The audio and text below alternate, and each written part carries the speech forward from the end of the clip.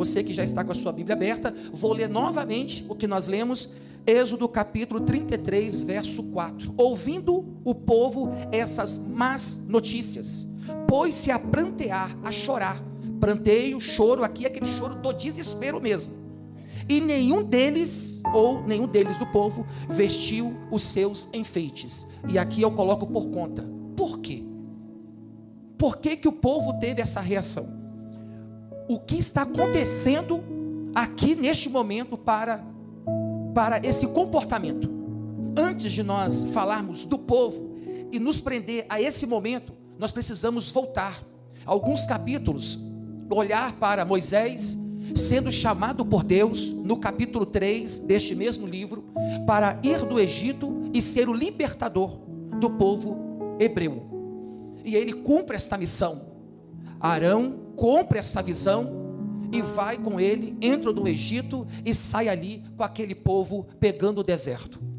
Flávio Joséfo, ele chega a dizer que aproximadamente 3 milhões de pessoas estão andando no deserto, em direção a uma terra prometida. Várias situações aconteceram nessa jornada, nessa caminhada de deserto adentro. Várias situações. Algumas delas, o povo murmurou, o povo reclamou querendo comida, Deus proveu comida. O povo murmurou querendo água, Deus proveu água. O povo teve medo, porque se deparou com o mar vermelho e temia a aproximação de Faraó e seu exército. Deus abre o mar vermelho e o povo passa pé seco por este mar e chega do outro lado, para a alegria de Miriam, que toca e também dança. Tamanha alegria. Várias coisas aconteceram, mas em algum momento dessa caminhada, tanto o povo vivia uma experiência com Deus, como também Moisés. A primeira introdução de Moisés na presença de Deus foi lá atrás, logo no seu início da sua experiência, quando ele se deparou com uma sarça ardente, Deus ali se manifestando de uma forma tremenda. Aquilo que ele, o Moisés, declarou é uma visão. Virarei para lá para ver esta visão. Era mais do que uma visão. Havia um propósito específico com o povo e através de Moisés isso iria acontecer. Foi a primeira experiência dele. E eu quero aqui fazer uma jogada de colocação, falando de Moisés e também falando do povo, porque aonde eu fui, no capítulo 33, verso 4, não é Moisés que está pranteando, não é Moisés que está chorando, quem está pranteando, chorando é o povo. E aí eu questionei o texto, por quê? O que está acontecendo? Mas eu preciso construir isso antes de chegarmos aqui falando desse personagem. Este grande homem, por nome de Moisés, a quem Deus o chamou de eu com ele falo face a face. Deus criou em Moisés e Moisés com Deus uma intimidade tremenda. Só que eu preciso fazer essa consideração. Deus a Moisés proporcionou isso. Foi Deus que vinha até Moisés, e essa vinda não ficou restrita no primeiro encontro da manifestação de Deus. Aconteceu outras também, em que Deus proporcionou a este homem uma aproximação, de forma que ele, Moisés, vivia com Deus e em Deus uma experiência que a cada passo desses encontros, ou a cada passo dessas experiências, sua vida era mudada. A cada passo, a cada experiência, ele mudava. Chega um momento que ele fala, agora eu quero ver a sua glória. Sendo fiel ao texto, ele ora, mostra-me a tua glória. Ele quer ver Deus. Ele quer ter uma experiência mais a fundo com Deus. E eu vou dizer mais uma vez, quem proporcionou isso a este homem foi o próprio Deus. Deus abriu caminho para essa revelação. E eu vou por conta dizer que quanto mais Deus proporcionava isso a Moisés, mais Moisés ia entrando. Agora nós estamos no capítulo de número 19. O capítulo 19 dá um pontapé a uma série de outras coisas que irão acontecer. Do capítulo 19 a esse capítulo aqui, 32 na verdade, acontecem situações que muito tem a ver com o capítulo 19. Mas o que tem a ver com o capítulo 19? No capítulo 19, Moisés está sendo convidado por Deus a subir o monte, a estar no monte com ele. E lá naquele monte com Deus, Deus vai trazer a Moisés uma revelação. Essa revelação tem a ver com o mandamento. É a primeira vez que Moisés vai ter as tábuas de pedras na mão, escritas dos dois lados. Vai estar com ele. Deus vai agora trazer de uma forma visível e palpável sua lei para o povo, aquilo que desrespeitava a pessoa de Deus, quanto à forma de se relacionar para com Ele, como também para com o próximo. Então nós vamos encontrar nos 10 mandamentos 5 leis que desrespeitavam o homem para suas obrigações para com Deus, e também outras 5, o homem, suas obrigações para com o seu próximo. E diga-se de passagem que o mandamento já começa assim: amar a Deus sobre todas as coisas e ao próximo como a ti mesmo. Então Deus trabalha, 5 tem a ver comigo, 5 tem a ver com o seu próximo. Então Deus vai desenhando algumas questões para o homem. Moisés desce então com toda essa lei e passa todo um período de instrução. Moisés não está só com esta lei, ou portando esta lei. Moisés tem orientações sobre o tabernáculo, sobre os utensílios desse tabernáculo, sobre o preparo do azeite, que especificamente deverá ser usado para ungir os utensílios que seriam usados dentro deste tabernáculo. Sobre esse azeite não poderia ungir homens, pessoas. Era um azeite específico para ungir os utensílios, candelabro, bacia e etc e tal. Moisés sai cheio de instrução da presença de Deus e vai instruindo o povo, vai apresentando as leis cerimoniais e assim por diante. O povo está munido, cheio das orientações de Deus, cheio, trincando. Mas essa era a experiência de Moisés. Moisés viveu isso, cheio de Deus. E o povo segue a sua jornada. No capítulo de número 32, Moisés é convidado novamente a vir à presença de Deus. Mais uma vez ele sobre o monte. E agora, no capítulo 32 e 33, é que nós vamos entrar numa situação muito delicada. Qual é o propósito dessa mensagem? O que Deus quer falar conosco através dessa mensagem, dentro desse propósito de ceia? O propósito da mensagem de hoje é nós fazermos uma reflexão. E eu vou repetir, nós, porque essa mensagem não tem a ver com você que está aí. Essa mensagem tem a ver comigo primeiramente. Deus quer nos chamar nesta noite a fazer uma avaliação. Paulo chama no 1 Coríntios capítulo 11, verso 28, de examine-se o homem a si mesmo.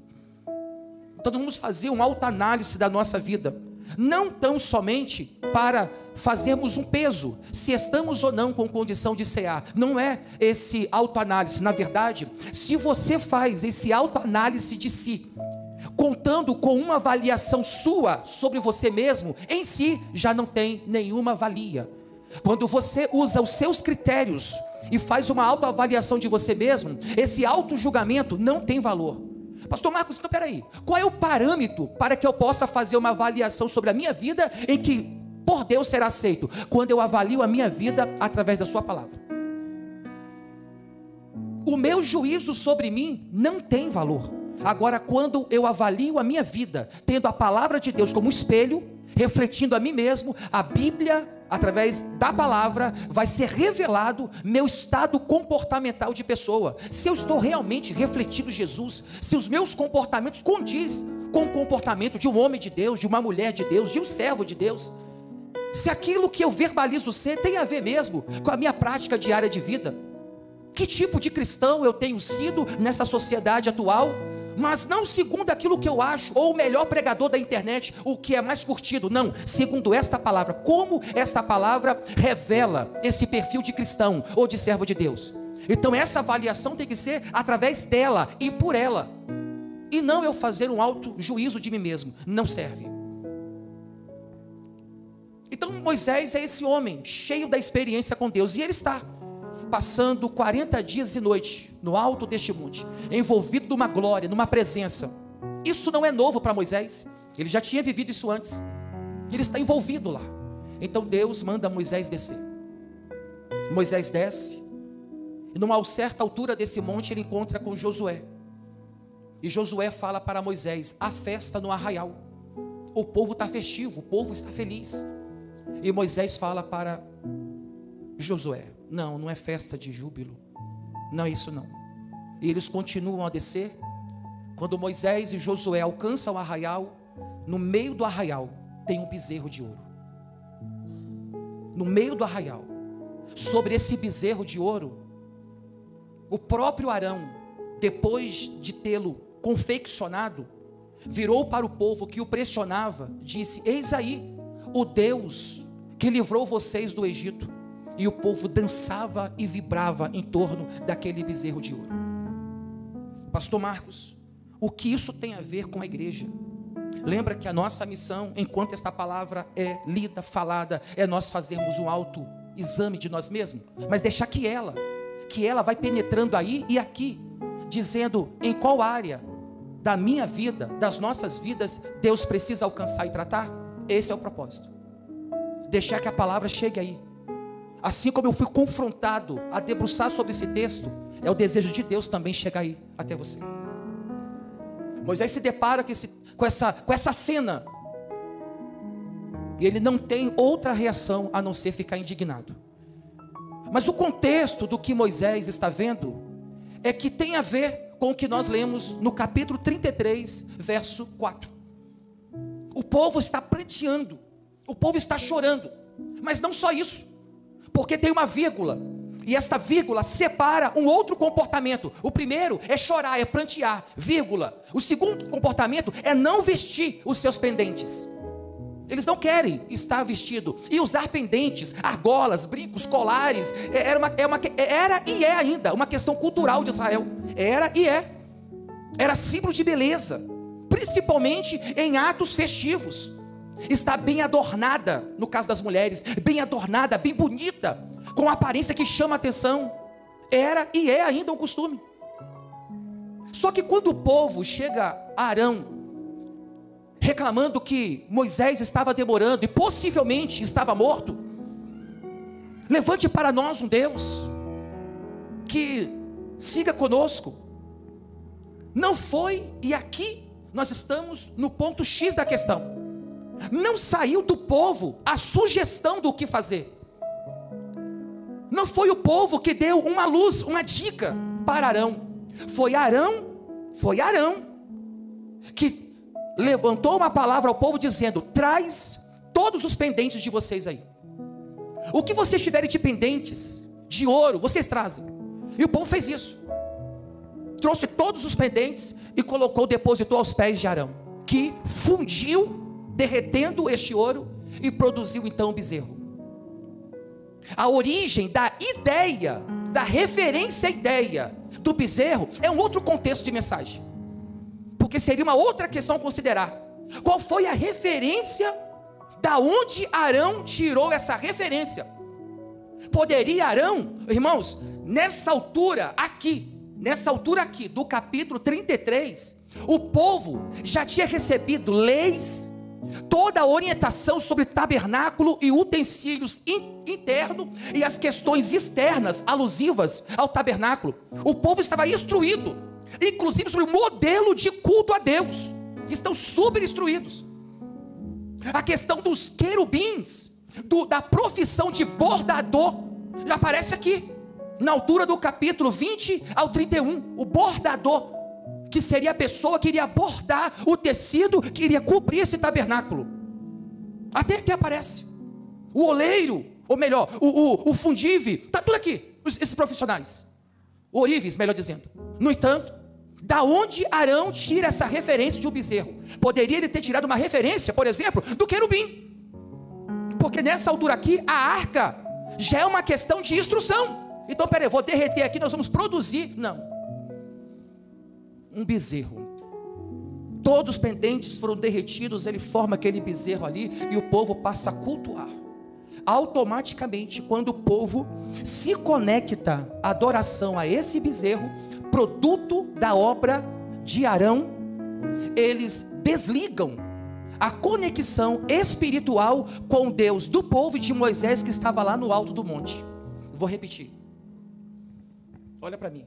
O coração do povo até esse momento era exclusivo de Deus e para Deus.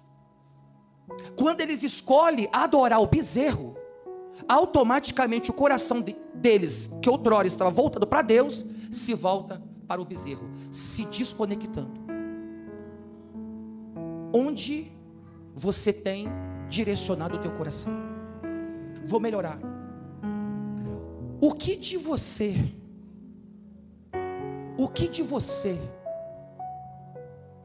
tem, em vez de dedicado a Deus, você está dedicando a alguém, a alguma coisa, ou a você mesmo, deixando Deus em segundo plano? Essa mensagem tem a ver com uma autoavaliação.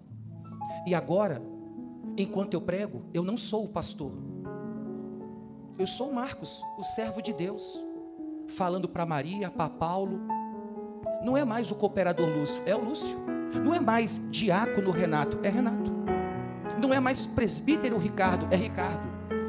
Porque diante desta palavra, todos somos iguais, sem patentes, sem títulos. É a hora que eu tenho que olhar para essa palavra e dizer, espera aí, será que meu coração tem sido totalmente de Deus? Será que a minha vida tem sido totalmente de Deus? Ou em que eu estou preso?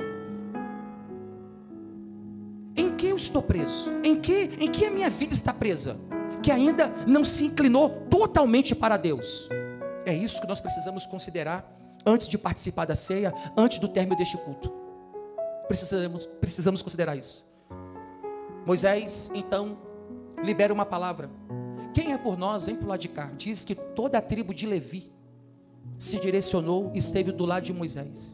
Nessa divisão dos que estiveram do lado de Moisés e os que não tiveram, os que estiveram do lado de Moisés, por Moisés, foram orientados a sacar a mão da espada e matar todos quanto ficaram com o coração inclinados ao bezerro. Deus abomina a idolatria. E a idolatria para Deus, naquele momento, era muito mais do que a figura de um bezerro. A idolatria para Deus é tudo quanto toma o lugar dele. No caso ali, literal, o bezerro. Mas o que tem sido bezerro na minha vida? Porque o bezerro nasceu, segurem, o bezerro nasceu a partir de um pendente. O bezerro nasceu a partir de um objeto que me linkava.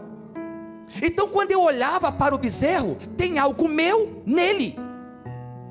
O bezerro veio à existência a partir de um objeto que antes estava em mim. Então, olhar para o bezerro é o mesmo que me ver nele.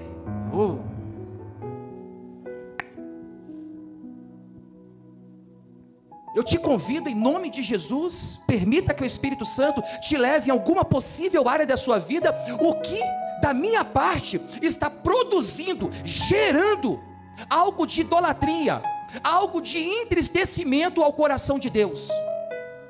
Quando Deus olha para mim, o que pode estar gerando em Deus uma tristeza em saber que outrora meu coração, minha vida era dele, mas hoje Deus me vê um ser por ele criado, mas dividido em adoração, dividido em culto.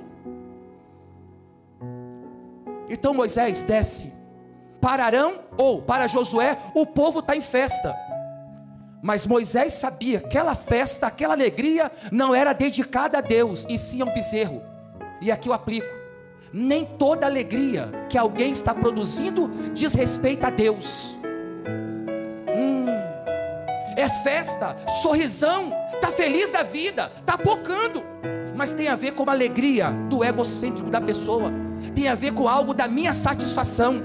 É um sorriso que tem a ver com um sucesso pessoal, com uma conquista que tem a ver comigo, com o que eu quero, não tem a ver com Deus. Mas tem algo de mim que está produzindo isso. Porque na medida que o bezerro vai acontecendo porque alguém está chegando, depositando algo seu nele, na sua fundição. Aí o bezerro vai tomando forma.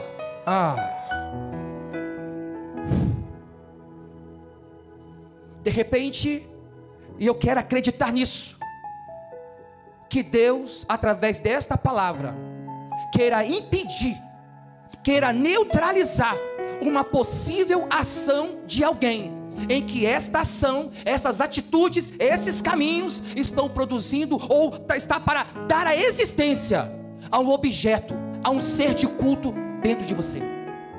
Alguma coisa que vai te afastar de vez da presença de Deus, alguma coisa que de vez te tirará do caminho do Senhor, porque é um processo. Arão não colocou o povo para dormir e o povo acordou, o bezerro. Não, foi um processo, olha para mim, participativo. Trazem e trouxeram. Foi um processo participativo. Foi um trabalho de cooperativa. Produziram juntos o bezerro. E quando o mesmo estava pronto, todos se alegraram com tal obra. Deus está tratando com o seu povo nesta noite. Deus está trazendo em revelação a mente de alguém aqui nesta noite. Ou você seja 100%, ou eu tenho acesso 100% ao teu coração, à tua vida, ou metade não quero. Deus não quer estar em segundo plano. Não, primeiro é o meu trabalho. Se primeiro é o seu trabalho, Deus está em segundo plano. Primeiro lugar, meu namorado, Deus está em segundo plano. Primeiro lugar, meus passeios, Deus está em segundo plano. Primeiro lugar, a minha esposa, Deus está em segundo plano. Primeiro lugar, meu marido, Deus está em segundo plano. Primeiro lugar, meus filhos, Deus na terra, meus filhos, Deus está em segundo plano. Deus quer ser o primeiro.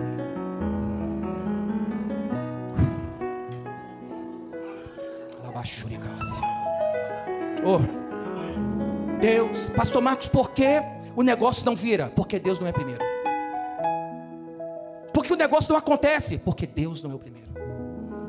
Irmãos, pode ser apelativo o que eu vou falar. O culto possivelmente está sendo gravado, e vai ficar gravado isso se estiver sendo gravado, mas eu vou falar.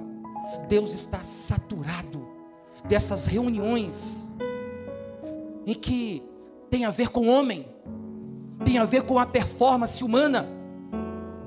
Deus continua na caça de adoradores, de pessoas que ficam contando a hora de chegar o dia do culto para vir para a igreja, irmãos. Pessoas que ardem no desejo de cultuar a Deus, de adorar o Senhor, de entrar num ambiente como esse, para dizer: Senhor, me perdoa, eu pequei, eu falhei, eu tenho sido falho, eu tenho feito isso, aquilo, outro, com culto de transparência, de verdade, sem máscaras, sem belezas estereóticas, mas mostrando um coração fragilizado, ferido, mas dizendo para Deus: está aqui, é isso aqui, Deus, eu não estou legal, não tenho orado, eu tenho lido pouco a palavra, mas está sendo sincero com Deus. É isso que Deus quer, irmãos. Ei. Moisés, desce, Moisés, desce, olha lá, vai lá ver isso aí. Ele foi, e foi isso que ele se deparou. Então, o homem que desde o capítulo 3 se passaram 30 capítulos, se passaram várias experiências sobrenaturais dele para com Deus, Deus para com ele. Moisés, pela primeira vez, vai ouvir algo super mega comprometedor. Deus vai dizer para ele: eu não vou com você.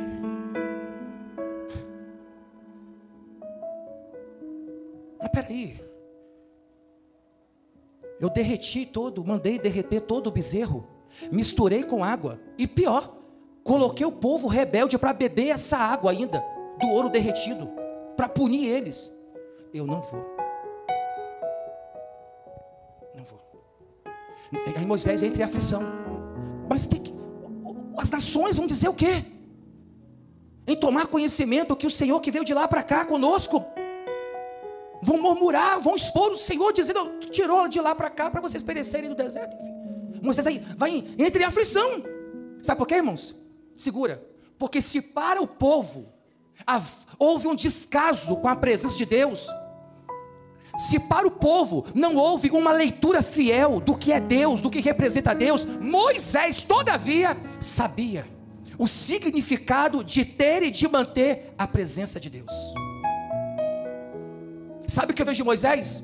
Moisés representa pessoas que, mesmo que o contexto em que vive é desfavorável, essa pessoa todavia sabe: eu preciso conservar a minha vida assim, mesmo em lutas, em dificuldades, em barreiras, em pressão, mas eu não quero e nem posso perder a sua presença, Senhor. Moisés fez a leitura do que significava a ausência de Deus. A ausência de Deus é o mesmo que, se Deus sai, a partir desse ponto, quem assume o comando é eu. Não, até aqui deu certo porque Ele está. Se Ele se ausenta, eu vou sozinho. Não, peraí, se o Senhor não for, risca o meu nome do teu livro. Moisés começa a dar um sentido de relacionamento. Mesmo que Deus não está vendo no povo, Deus enxerga em Moisés um camarada em desespero, não querendo perder essa conexão com Deus, essa comunhão com Deus. Mesmo que a realidade do povo não era essa, mas a dele era essa. Não quero perder, não posso abrir mão disso. E aí Moisés faz o quê? Vai ao povo. E quando Moisés comunica ao povo a possível ausência de Deus, aí nós estamos no texto 33, verso 4. O povo chora.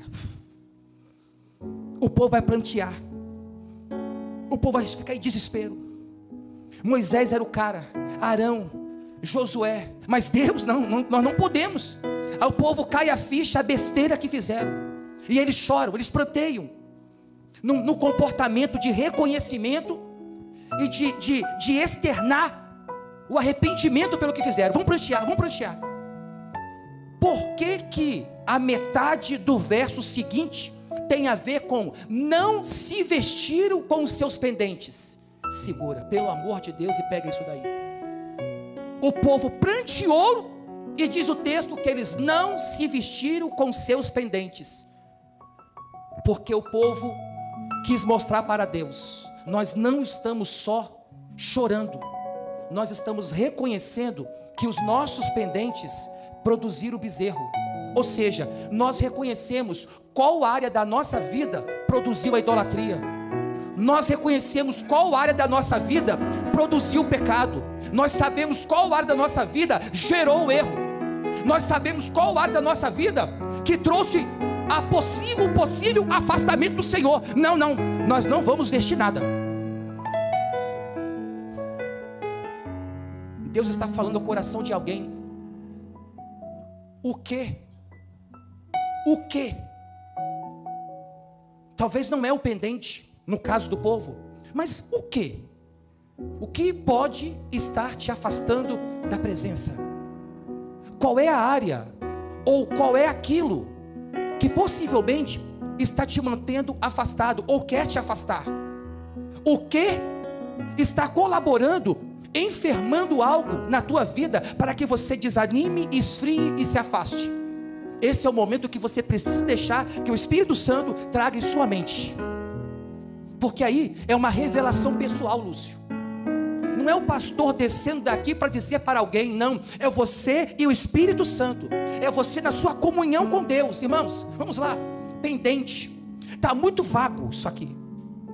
Pendente, está muito vago. Eu vou melhorar isso aqui para ajudar alguém. Possivelmente você está do lado de alguém que esteja usando um anel, e ao olhar para a sua mão, o anel que essa pessoa está usando é diferente do seu. Ou uma correntinha, ou um cordão, ou um colar, um arco, um brinco. Sabe por quê? Isso tem a ver com gosto, como também isso tem a ver com individualidade. Seu gosto não é o mesmo dessa pessoa. Ela gosta com pedrinha, a outra não, mais discreto, sem pedrinha, e assim segue. Quando o povo decide não só chorar, mas também não se vestir na sua individualidade, o povo está seguindo, não que é a sua intenção, o que Paulo disse sobre autoexame, autoavaliar. Eu sei o que gerou o bezerro, eu sei o que está gerando afastamento. Não, eu não quero vestir mais isso. Meu Deus, eu não quero fazer mais isso. Eu não quero usar aquilo que me afasta da sua presença. Eu não quero mais praticar aquilo que... Eita!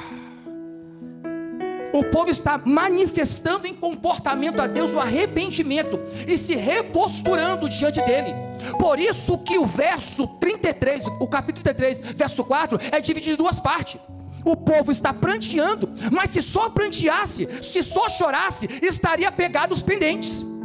Mas como o povo chora e decide não se vestir, não usar os pendentes, aqui eu vejo conversão.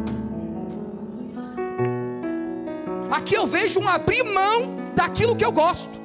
O pendente é meu, propriedade minha, baseado num gosto. Eu escolhi isso aqui para me usar. Mas se isso aqui representa afastamento, não quero mais. Quando eu olho para isso aqui, não me lembra um gosto. Quando eu olho para isso aqui, não me reporta a Deus. Quando eu olho para isso aqui, me reporta a um bezerro. Não quero mais. O povo chora, Mas eles não choram porque um bezerro foi derretido, e com esse derretimento perdeu-se um pendente. Eles choram porque a notícia é: Deus disse que não vai mais conosco. Nós estamos sem Deus agora. Nós vamos ser engolidos pelo deserto e pelo inimigo. Vamos ser varridos agora do mapa. Quase 3 milhões de pessoas. E o povo chora. O problema foi o pendente. Nós não vamos mais nos vestir com pendente. Êxodo 33, verso 4. Moisés, quando escreve esse texto, ele chama isso de má notícia. Não é uma boa notícia isso, é uma má notícia. Deus não vai? Não, não vai. Isso é uma má notícia. O povo chora. Moisés, então, ele entra em ação. Então Moisés é convidado por Deus a subir novamente à sua presença. E aí, pela segunda vez, ele vai receber as tábuas. A diferença é que a primeira tábua, a referência bíblica sobre ela diz que Deus com o seu dedo a escreveu. Essa segunda tábua, a primeira, Moisés quebrou, indignado com o povo. Essa segunda, que nasce aqui no capítulo 33, é Moisés que vai escrever. Deus vai falar para ele, mas é ele que vai talhar. Ele que vai marcar a pedra. Deus queria dizer assim: Moisés, a primeira aliança partiu de mim. A primeira aliança partiu de mim. Você não teve trabalho nenhum, te entreguei pronto. Mas essa agora, você vai talhar essa pedra. Você vai sentir o que isso representa, o trabalho que isso dá. Por isso que nós vamos ver expressões como o próprio salmista usou, os profetas também usaram, que a lei de Deus está cravado nas tábuas do nosso coração. Porque nas tábuas, ou pedra de tábuas, em forma de tábuas, não funcionou, mas cravado nas tábuas do nosso coração, quem sabe? E aí Davi ora: guardei a tua palavra no meu coração, para não pecar contra ti. Porque Davi tinha a seguinte leitura: pecado afasta Deus, comunhão e santidade aproxima Deus, pecado afasta Deus. Foi por causa do pecado que Deus disse: eu não vou mais. Mas o arrependimento levou o povo a atrair Deus. E aí eu concluo: olha que coisa tremenda e mampli vai acontecer agora. Moisés reúne o povo novamente, e aí apresenta o projeto de culto a Deus, que tem a ver com utensílios de ouro, varais de madeira banhado de ouro, a construção de uma arca, aonde as tábuas e a vara de Arão, pães, estariam ali, maná, ali dentro. Essa arca, esse caixote, uma vez de madeira, deveria também ser revestido de ouro. A presença do ouro agora é citado, e isso aqui para o povo agora é preocupante. Espera aí, porque a lembrança do ouro reporta algo que gerou uma punição, morte e também quase um afastamento de Deus. O que vai rolar aí agora, com essa orientação de Moisés sobre derretimento de ouro, para forjar utensílios, candelabro de ouro e tal? O que vai acontecer? Olha, irmãos, que estratégica de Deus para sondar um coração verdadeiramente convertido. Segura. Se eu olho para o texto e disse que o povo trouxe pendentes que foram derretidos e produziu um bezerro, e eu disse que quem ficou para o lado da adoração do bezerro foi punido com morte, quem não ficou do lado de Moisés. Mas eu acabo descobrindo aqui que o uso do pendente e o pendente é algo que continuou sendo usual no meio do povo. O povo só não quis vestir os pendentes quando associou ele ao momento de tristeza, dada a ausência de Deus, porque linkou ao bezerro. Mas como Moisés intercedeu e Deus então vai continuar, o povo continuaram com seus pendentes, só não quiseram vestir. Isso quer dizer que eles existem, só não quiseram usar. Então o pendente está em algum lugar, mesmo que agora não queira usar, porque ele me reporta uma lembrança do bezerro. Mas eu tenho pendente. Está lá na minha tenda. Está lá no meu barraco. Está em algum lugar. Eu tenho.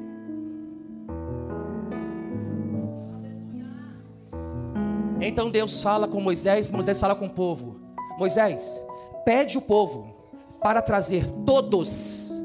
Não é para trazer os pendentes como Arão pediu, não. Arão pediu para trazer os pendentes que vocês tiverem, traz. Já com Moisés, Deus falou para Moisés, fala para o povo trazer todos. Trazer todos é não deixar nada. Traz todos os pendentes. Te entrega. Moisés derreteu tudo e com ouro derretido revestiu a arca, varais e os utensílios do templo. Sabe o que Deus quer dizer? Aquilo que é meu deve ser dedicado a mim e não a bezerro. Deus está falando para uma igreja que lá fora o adversário constantemente quer pegar aquilo das nossas vidas, ou as nossas vidas, que deve ser dedicada a Deus. Ele quer nos tornar de novo escravo dele. Quer que nós usamos daquilo que deve ser para culto a Deus, e o mundo ou o adversário quer que a gente se inclina e curva ou dedica ao mundo. Deus assim não. Tem pendente aí? Traz tudo e derrete para ser usado nos utensílios da minha casa. O povo trouxeram, Moisés derreteu, revestiu a arca e outros elementos de ouro na casa do Senhor. Agora o povo que outrora tinha pranteado, chorado e não quiser usar, corria o risco dos utensílios em algum lugar, o coração deles inclinar. Então Deus já vai logo resolver esse problema. Vai lá, pega e dedica a casa de Deus. Vou repetir. Pega aquilo, olha para mim, pega aquilo que é tendencioso, pega aquela área da sua vida aonde tem uma tendência, aonde tem uma inclinação para o pecado, para aquilo que desagrada a Deus. Pega isso daí. Peguei, pastor Marcos. É um hábito, é um costume, é uma mania, é uma conversa, é um comportamento, são as redes sociais, são certos sites que eu ando futucando, certas páginas que eu ando futucando. Eu sei qual é a área da minha vida. Jesus, numa linguagem apelativa, fala: se seu olho direito te faz pecar, arranca ele. É a sua mão, corta ela. É hora de eu fazer um autoexame e identificar qual é a área da minha vida, ou qual é aquilo que eu estou numa tendência de erro, de pecado. Vou fazer o que, pastor Marcos? Que nem o povo fez. Vou pegar e trazer e dedicar ao altar. O altar representa o local da queima. O altar representa o lugar do sacrifício. O altar representa o lugar da morte. É onde aquilo que está vivo até não chegar no altar. Chegou no altar, morre. Se existe alguém ou alguma coisa na tua vida vivo a ponto de ser mais forte, lutando com você, e isso te inclinando a questões que você sabe que tem gerado entristecimento ou possibilidade de fraqueza espiritual, coloca no altar. O pastor não sabe, o irmão não sabe, mas eu e o Espírito Santo, Deus sabe. Então eu vou pegar isso aqui. Esse aqui é o meu pendente, Senhor. Eu vou lá para o altar agora, num ato simbólico. Está aqui, Senhor, eu e essa área da minha vida que eu preciso que morre aqui. Porque neste culto, Senhor, eu não entrei só para chorar, não. Eu entrei também para me desprender dos pendentes que estão produzindo coisas que não agradam ao Senhor. Essa é a mensagem de hoje. Se coloca de pé no nome de Jesus. O ministério de louvor pode se aproximar.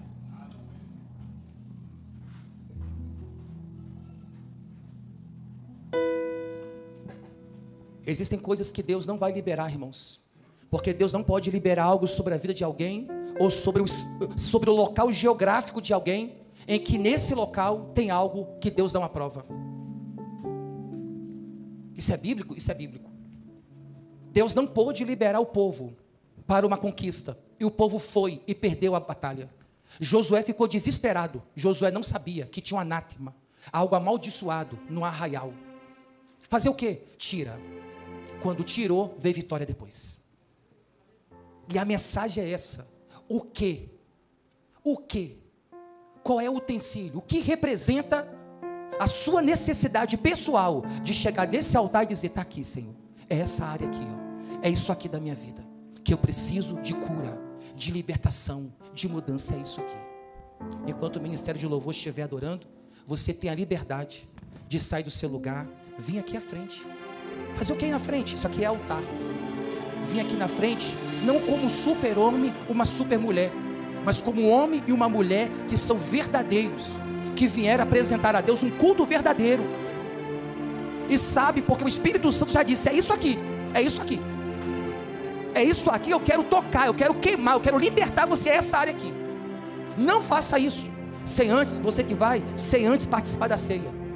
Não tome a ceia tendo essa necessidade de se apresentar a Deus e colocar aqui aquilo que representa o seu pendente.